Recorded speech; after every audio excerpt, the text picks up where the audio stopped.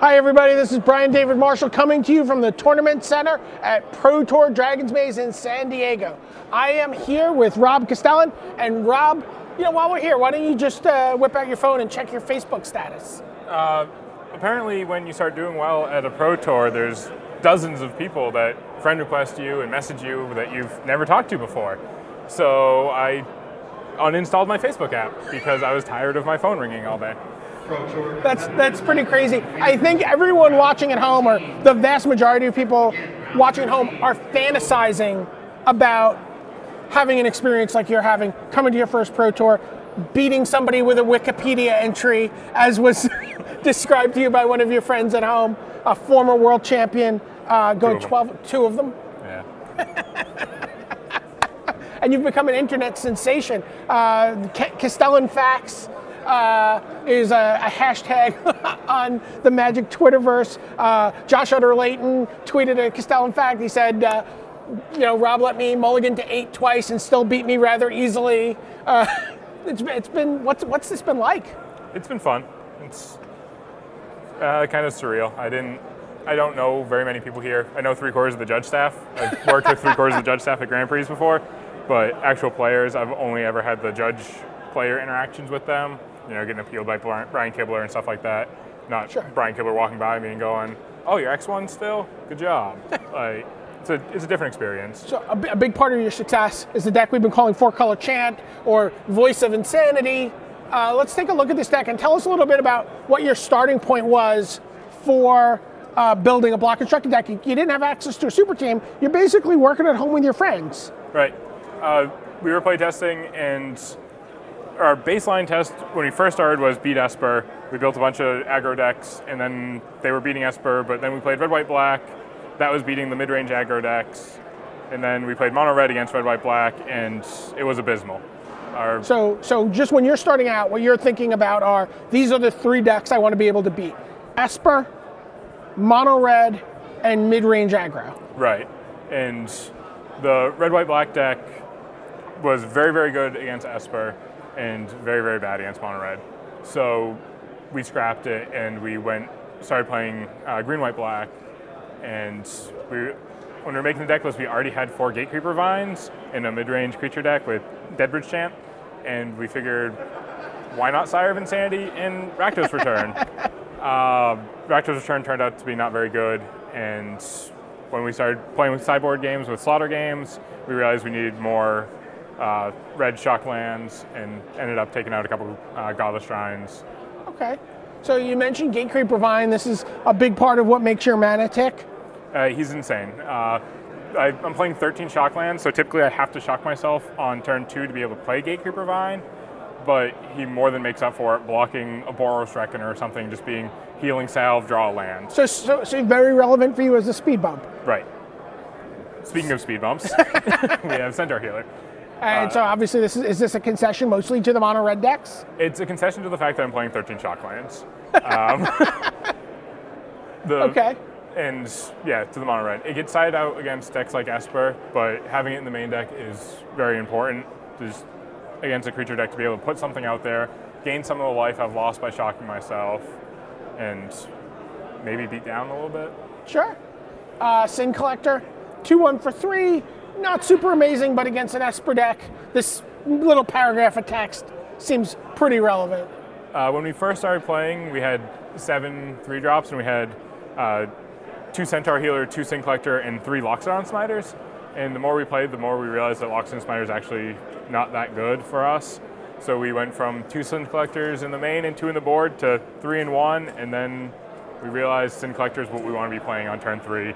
Against every single deck in the format that's not playing Dummy Rod. And an important distinction to make, you said Loxodon Smiter not being good, but you're not saying that the card itself is not good, you're saying it's not good for what you're trying to do with this deck. No, a 4/4 is way too small of a creature for our deck. Okay, Voice of Resurgence, this was the talk of the tournament. Hyped, overhyped, or underhyped? What would you say? Best card in the format. Okay, that sounds like underhyped to me. He's awesome against aggro, and he's awesome against control. He's pretty good against mid-range. So you talked about not wanting to play 4/4s. They're a little too small for you. Let's take a look at some of the big fatties that make this deck tick. Deadbridge Goliath. What's the story? Originally it was 4 Alms Beasts because he's a 6/6 for 4, and then we realized that Blood Baron of Vizkopa is very bad for us, and we actually had no ways of killing it, except for giant 5/5 green creatures. If I was to build the deck again, with 7 more So if someone maybe at home is listening and wants Right. to fire up a gold queue? If you're playing 5/4 drops, I think you want 4 Deadbridge Goliaths before your first Alms Beast. The Scavenge was surprisingly relevant with, say, giant lifelinking creatures. So you would say 4 and 1? Right. Okay. Sire of Insanity. We saw you just do disgusting things with this yesterday. Yeah. Even against Josh Layton this round, he was playing aggressive Naya deck, and on turn 6, or maybe 7, I shocked myself, played Sire. I discarded a card, I think, and he discarded 3 or 4 cards, and him being stuck on 3 lands meant that he couldn't curve out, and Sire of Insanity was very good. It immediately got sided out against his deck, but Sure. it did a good job game 1. And until they deal with it, this actually just like negates Sphinx's Revelation. Right. You don't have to think about stuff that they could have on your turn because they don't have anything.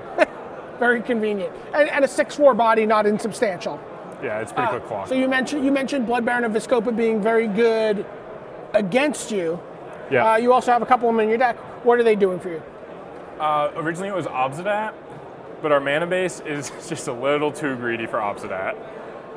Once we made the switch from Alms Beast to Deadbridge Chant, we ended up going down to 2 Godless Shrines, and Obsidat was uncastable. So you need to get to GG for the Goliath, getting to BB, WW as well. Even too ambitious for the person who spawned Castellon Fax. Yes, that was a little too ambitious. So we switched the Obsidats for Blood Barons. It dies to Mizium Mortars, which is relevant. Like I said, I don't really like a 4/4, but it doesn't die to any other removal really in the format. One Angel of Serenity, fairly self-explanatory. We've seen this card dominate in Standard. Let's take a look at some of your utility cards here. 3 Selesnya Charms, 3 Abrupt Decays, 1 Golgari Charm. Talk for a minute about a Golgari Charm. This is not a card we've really had up on the board yet this weekend. What is that doing for you? Against Esper, regenerating is relevant. So again, this is countering essentially a Supreme Verdict. Yeah, one of the Rob Castellon facts was Rob Castellon can counter Supreme Verdict. It's actually true. It is also good against the Mirror for all the other people in the tournament that are playing Deadbridge Chant. I can blow up their Deadbridge Chant. Okay. Which is completely irrelevant. I've blown up Detention Spheres on my Deadbridge Chant with it. In one game in playtesting, over the first 3 turns, my mono red opponent played 5 creatures with 1 toughness. And I had main deck Golgari Charm. Devour Flesh, pretty self-explanatory, but I want to actually look at the next slide, which has Deadbridge Chant. This is a card we've been talking about. Tell us quickly about why this card is so powerful. It's drawing you a card every turn, and if it's a creature card, it's going directly into play, so you're generating a mana advantage. If it mills into Deadbridge Goliath, it's insane. Right, so you can force, you're going to get to reanimate, but you get to like scavenge it onto whatever you want. Onto a Blood Baron and have a 9/9 lifelinker. Oh, that's disgusting. I've done that multiple times today.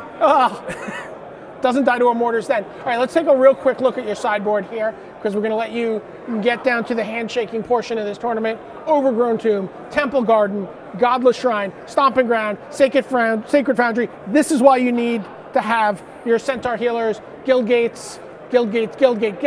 One of everything. One of everything, and we'll see why in a minute. When we get to this, a couple basic lands, and then sideboard, Merciless Eviction, Gaze of Granite. Has this card been good for you? If I'd drawn it against Wesco, I would have done a lot better. High Priest of Penance, Golgari Charm, Gatekeepers, Ready and Willing. Insane. Best card in my sideboard. Okay. Do you even know what it does? Slaughter Games, Pithing Needle, and then I love it. Maze's End, you bring that in against control decks? Yep. And get all those Guildgates that you were showing? I go up to the 25th land and just try to grind them out. Fittingly, Maze's End, we're out of time. For Rob Castellon, this is Brian David Marshall. That's a fact, coming to you from the Tournament Center.